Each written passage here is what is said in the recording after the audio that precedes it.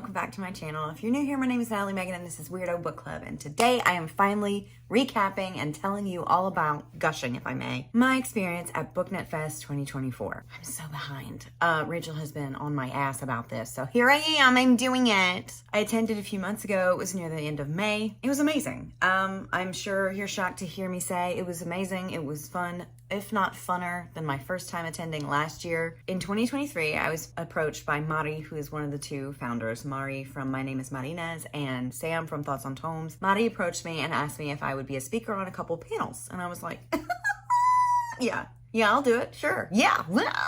Outwardly, I was like, of course, I would be delighted. Internally, I was screaming. I was thrilled. Had a blast, had a great time, met so many cool people, met my new best friend. You may know her. This bitch.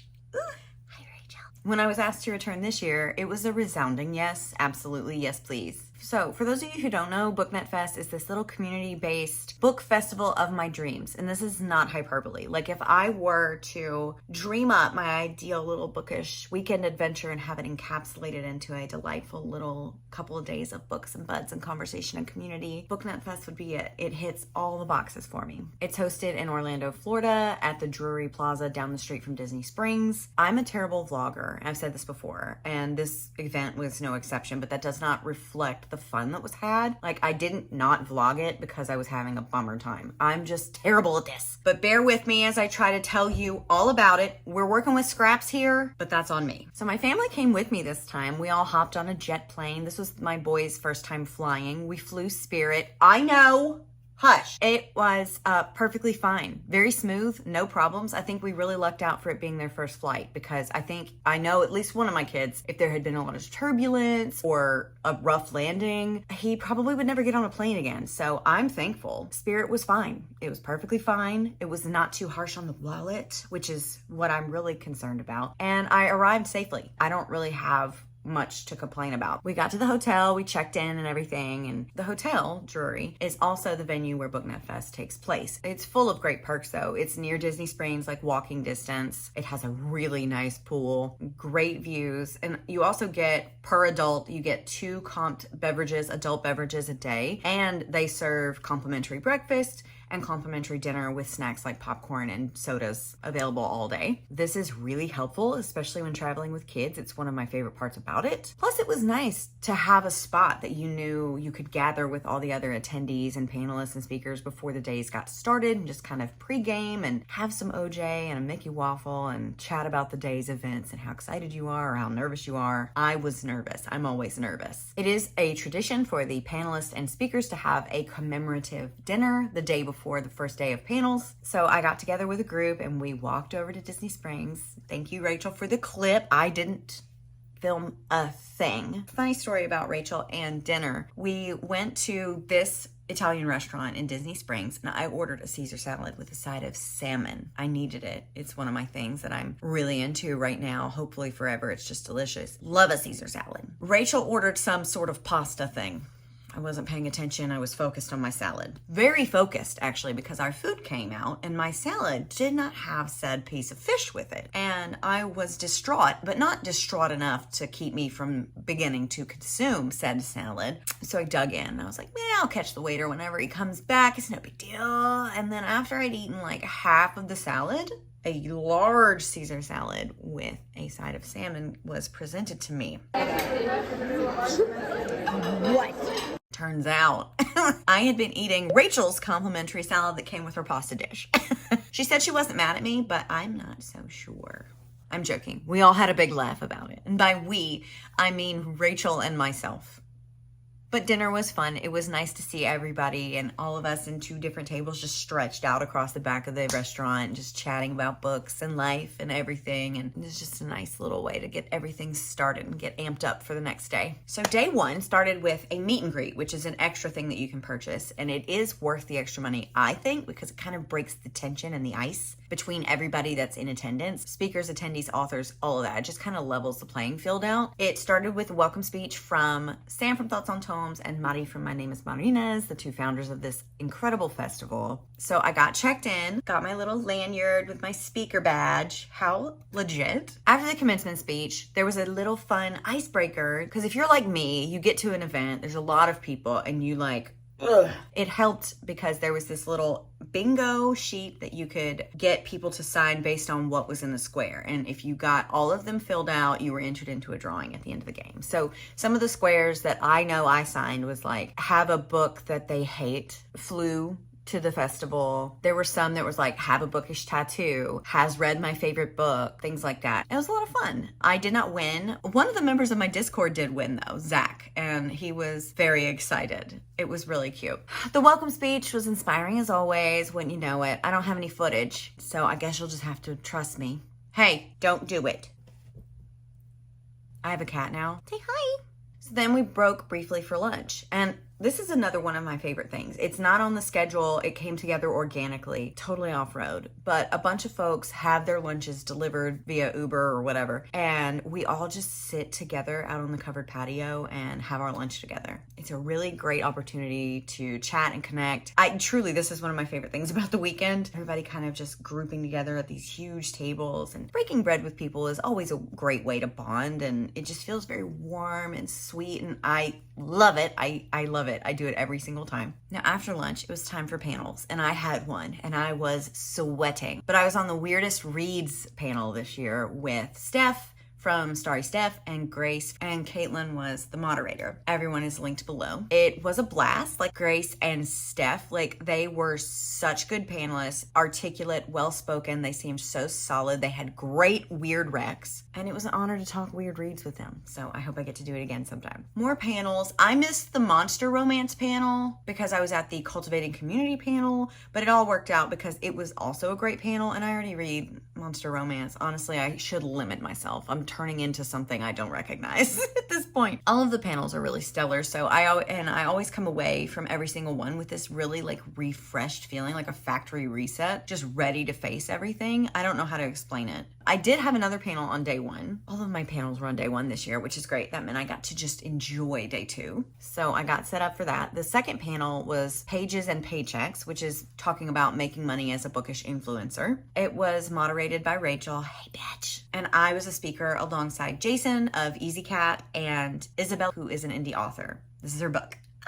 Linked below. Now, I was raised by a generation that said it's not polite to talk about money, it's tacky, it's rude. So this was a great panel for me because I've always been tacky and rude, and I love to talk about money. Making money by way of a hobby that you enjoy doing for free, it has a lot of ins and outs, ups and downs, and weirdness to be traversed. And it can be hard to find people that you feel safe enough to talk about this stuff with if you're starting out. So this panel was great for bridging that gap and having those conversations. If any of you watching out there have questions like this about money and content creation, my DMs on Instagram are always open, and I would be happy to help you. I don't proclaim to be an expert in any way, but I'll do what I can. It's a weird world. Times are tough for anyone who isn't a 1%er, really. And these conversations may be helpful in your journey towards wherever you're headed, or they may be beneficial in, I don't know, helping you pay your bills, keep gas in your car, food on the table. So let me know, please, if you have any questions. If I can help, I will. And if I don't know the answer, I will help you find it. So that was pretty much my day one. I went to a couple more panels. I don't remember exactly which ones because I have ADHD and Alzheimer's runs in my family, but all of them were incredible. The panels were so fun. I was even called out by Dr. Tara for making her read Haunting Adeline. And I want to put it on record. I did not make anyone do anything. That's on you.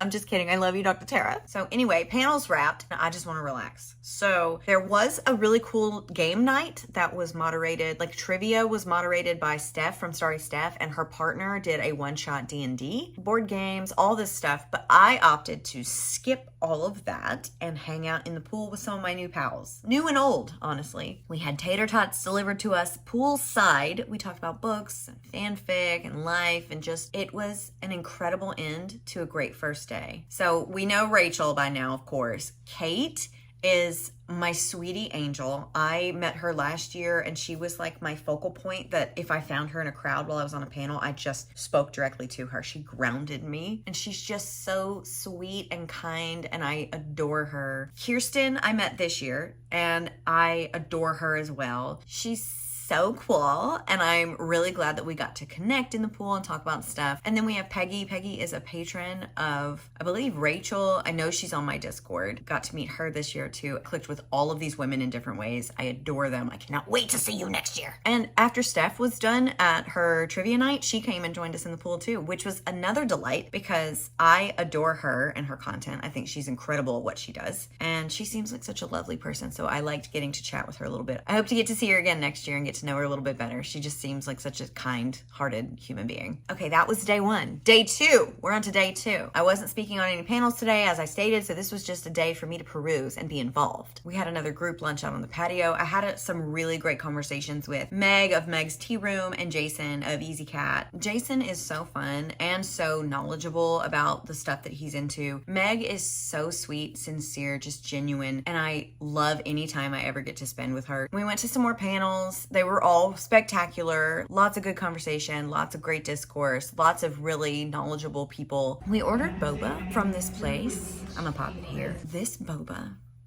was no shit best boba I've ever had. And Rachel agrees with me. It was delicious. It was immaculate. I have not stopped thinking about it since I left. And I cannot wait to go back in 2025 and get some more boba. And some more conversation and sense of community, of course. But the boba is haunting my dreams. So after all the panels were done, Sam and Madi transitioned into like an exit speech, a goodbye speech, but it also segued into everyone being a panelist, like a group participation little panel. And it was really fun. I know that for any introvert watching, you're like, ugh, but you didn't have to participate if you don't want to. It was just fun to have everybody like popcorning the questions and the answers around the audience. So Mari and Sam had microphones and they went around the room asking various questions, and anyone who put their hand up, they would stop by and let them answer it. And it was just such a really fun thing to do, and it brought everybody in together again for one last time and made the end of the day really special. There were friendship bracelets on tables. People had their own that they made and brought to trade. There were cookies with the BookNet Fest logo on them. Meg from Meg's Tea Room had a bag of like enamel pins that you could just grab a couple. I got two. I got this little two-headed snake with a flower, and then I got this one that says the book was better. So that was a lot of fun. There's also a book exchange table where if you bring books with you that you don't necessarily want anymore, or you want someone else to get to enjoy, you get a ticket, one ticket per book. And then at the end of the festival, you get to line up and go through all the donated books and exchange your tickets for new books. I couldn't really partake this year because we flew and I only had a certain amount of space in my luggage. It's still really fun, and I got to watch all my friends get books. I did pick over the scraps later on in the night. Like there were some books that were just left over, and I'm going to show you at the end of the video all the books that I got from both the book exchange and the authors that are set up. That's another thing that I forgot to pop in here. There are tables where independent authors can set up and sell their books and their wares and their stickers and other things like that. And I got a couple of books. Some really tough decisions had to be made here because like I said, I flew and I only had a limited amount of space in my suitcase, and in hindsight, I should have been better prepared, but I wasn't, so I had to make some tough choices. But I will show you and tell you a little bit about the books that I got later on in the video. So another fun little add-on event for BookNet Fest that you don't have to do, but I highly recommend if you can: prom. Everything is fun. The end. That's the vlog. Any excuse to get all fancy. Honestly, I really enjoy it. So we got all dressed up and we headed down there. Now, prom is the one area of this festival that is unmasked. So that's why I said that if you can, if you're able to do prom, I highly recommend it because it's so much fun. Everything else is masked, and the panelists will unmask when they're up there speaking, but there are little microphone covers that are disposable and they change them out in between panels, and everybody wears their masks in the audience. You can see that in some of the footage that I splice in here. But prom is maskless. That makes it where not everybody is able to come. Kate is one of those that opts out of this event, but what she does is sit masked and distanced in the entryway where everybody comes down, so she gets to see everybody's dresses and outfits. And I think that that's a really, she's such a glass half full kind of gal. I just love her. She's so precious to me. I danced a little, had a drink or two, but mainly I was at the photo booth. Love a photo booth. If there's a photo booth, I'm gonna be in it. If you wrote if you wrote photo booth here at the outside of a wishing well and you went down there at night with a flashlight and you looked down in there, I'd be in there. So you want to see my pictures? Okay, great. Thanks for asking. So let's see. I have like 1 million and I regret nothing. I really don't. I have a lot of me and Rachel making these faces. We also added some people to the group shots of these like deadpan expressions. There's Meg from Meg's Tea Room and Kirsten. I have everybody linked down below. Here's us and Dr. Tara being silly and cute. We have a bunch of group shots. Oh, and my friend Tag popped into a couple of these. There's some new friends that I made, like Pen and Peggy. You see Peggy back there. Peggy and Rachel and I had our own little moment here. Oh, Margaret. I got to meet Margaret. I met her last year, but like I feel like we really talked to each other a lot more this year. And I really like Margaret and I like her content. So there's all my buds. And yeah, I have to shout out one last person. This person's name is Minnie, and Minnie brought me a gift. She approached me on day one at the meet and greet and was like, I have a present for you. And I was like, okay. Minnie and her partner attended and they were so darling. I got the gift and I knew that I should wait to open it. I knew that. However, I also know I don't like waiting for things. I don't have patience for that. So I was holding this gift in my hand. I thanked her for it and then I went and sat down at my table and I made the mistake the lovely mistake of opening it and going through it right there at the table before my first panel, and I was in tears. It was the sweetest gift. So she got me this card. So the card is what did it, honestly. If we're being truthful, those who bring sunshine into the lives of others cannot keep it from themselves, by J.M. Barrie. And if you don't know, J.M. Barrie wrote Peter Pan. And on the inside it says, thanks for making my life a little brighter. And I wept like a sweaty baby at the zoo. I was in tears. Inside the bag, there were a couple of other things. There was some chocolate that had a butterfly on it. And she was like, is this a Winnie Hoare reference? And I was like, either that or a Wings of a Butterfly reference. And honestly, in my bag from Minnie, she made me my own little bracelets with quotes from my videos. So let's do these in order. Okay, so first up we have, I love flow charts because I do. And then next we have my little cut in. When I have to edit in post, I say hello from the void. And then if you are a watcher of my Unhinged Bible study series, I have one with an apple, like a little apple here. And it says, help meet. Last but not least, assuredly, we have Winnie Hoare. It was just such a kind, thoughtful gift, and I will cherish these things forever, Minnie. Thank you so much. She's at Minnie Outtakes on YouTube, and she has a really good vlog. She took a lot of footage. Can't relate. She has a great vlog up on her YouTube about her experience at BookNet Fest. Thank you so much for my gifts. It really made the whole experience just that much more special. And just like that, it was over. And I think 2 days is a great amount because it's not too overwhelming. But honestly, I could do 3 or 4. Okay, so are you ready to see the books that I got? Like I said, I did not bring books with me, so I didn't really get to partake in the book exchange. But towards the end, there were just some left over, and I got a couple. So the first one that I got was A Woman Eating by Claire Coda. I've heard a lot about this book. It's something to do with vampires.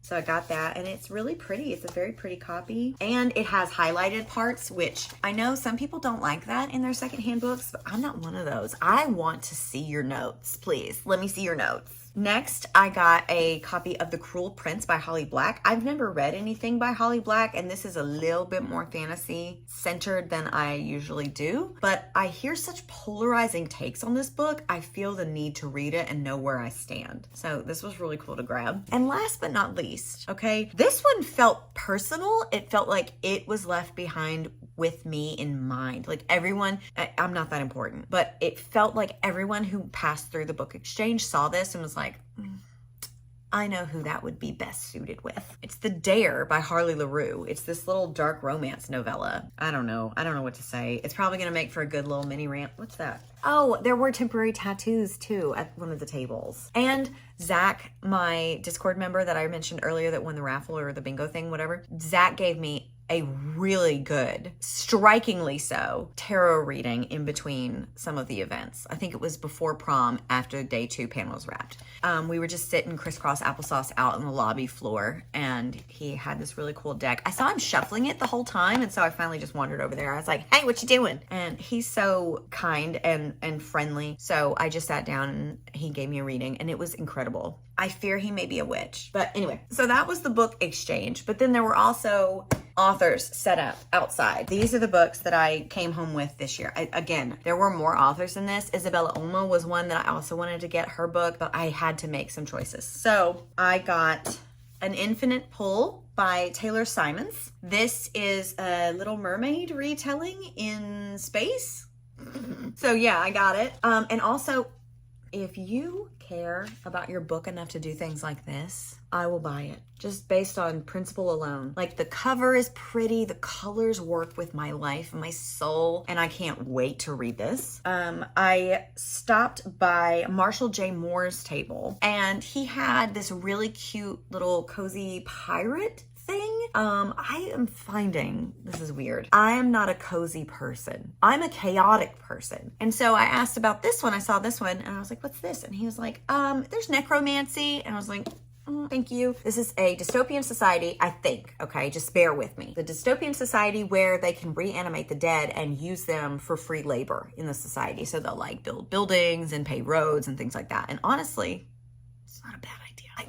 But someone is using reanimated people to unalive other people. And so I was like, okay, please, yes. He and his wife were so great. I loved them. They were precious all weekend, really. And then they were at prom dancing like actual real dances, like spins, twirls, dips. He was leading, she was following. I was like, I'm sat. What are we up to? Where'd you learn this? I am really excited to start this, and I'm hoping maybe I can shove it at one of my kids. They don't like reading, and it hurts me. And last but not least, the book that I chose it because of the sign. I'm going to be completely honest. The sign said Supernatural meets Fern Gully. What? So I got it. It's Shot in the Dark by Mary Dublin and Anne Kensley. That's all I knew about it. So that's all I'm giving you too. No, I'm just kidding. Okay, so perfect for fans of Supernatural, and R.J. Anderson's Knife Shot in the Dark is an action-packed urban fantasy novel that explores the courage it takes to embrace our true identity, entwined with haunting themes of forbidden love and found family. Okay. I really did just buy it because of the sign. I love Supernatural up to a certain season. And Fern Gully was on repeat in my home. I had the VHS, wore it out. I love that movie, particularly the oil monster. Shut up! So anyway, those are the books that I got. BookNet Fest 2024 was yet again another laid-back, structured, really good time that just works for my soul. I love it so much. It works for everybody too. This isn't just me. Everybody that I talked to has already bought their pre-sale tickets for 2025. As soon as I leave BookNet Fest, I want to be back. I want to go back. It's such a refreshing, inspiring weekend with people, content creators, authors, readers, just community members in general, all of us together, everyone mingling and chatting with one another. Like I said, I got a really good tarot reading from Zach in between panels. You can catch him live streaming his artwork on my Discord almost all the time. Minnie and her sweet angel gifts that I literally will never get rid of. I love them so much. I haven't even eaten the chocolate yet. I just can't do it. I can't bring myself. I love it. I don't want it to go away. She brought a gift for Rachel too, but I think Rachel was smart enough not to read her card on day 1 before panels started. Some people are smart, some people aren't. BookNet Fest is such a warm, inviting, everyone is welcome kind of atmosphere where you feel wanted, you feel this sense of camaraderie and belonging that we often don't get as readers. Like, a lot of us are introverts. I feel like I'm more of an ambivert depending on the day and the time and the situation and the way my mental illness is set up that day. And I'm so grateful that I got to be a part of it again 2 years in a row. Will she get a third? Who knows? As I said, people are starting to buy their pre-sale tickets for 2025. The link for that is down below. I highly recommend just grabbing them. A lot of my friends have done that. They're just like, I'm gonna figure it out. It's plenty of time for me to figure it out. They are available for pre-order right now. Go grab your tickets. I will be there. I know Rachel will be there. I know several other people will be there as well. And we would love to have you intermingling with us on this really lovely little weekend. That's it. I don't really know how to wrap this up. I could gush all day long and I don't want it to get circular where we're just talking about the same things over and over again. So thank you for watching this. I do hope I'll see you at a BookNet Fest in the future, whether it's 2025 or more. I hope that it continues to grow every year. I will say that that's what the festival profits go towards. Every cent raised is spent on making next year's event better. And it's just a really great festival for readers in general. So I hope to see you there. Let me know in the comments if I have swayed you in a particular direction. If you are like, I'm going, I'm done, this is done deal, let me know in the comments. And if you get your tickets, I will see you next year. Thanks for watching.